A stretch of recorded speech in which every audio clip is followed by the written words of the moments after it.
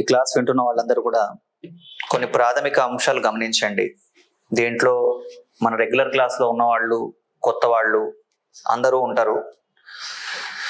కాబట్టి మీరందరూ కూడా ఎప్పుడైనా సరే గుర్తుపెట్టుకోండి, టెస్ట్ సిరీస్ రాసేప్పుడు సిన్సియర్గా ఆ టాపిక్ చదివిన తర్వాత రాయండి.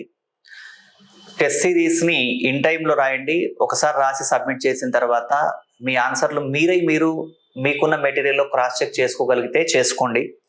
లేదు సార్ ఇప్పుడున్న పరిస్థితుల్లో టైం వేస్ట్ అనుకుంటే మీరు ఆన్సర్లు రాసేసి అక్కడితో వదిలేస్తే నేను ఎక్స్ప్లెయిన్ చేసినప్పుడు మీకు క్లారిటీ వస్తుంది.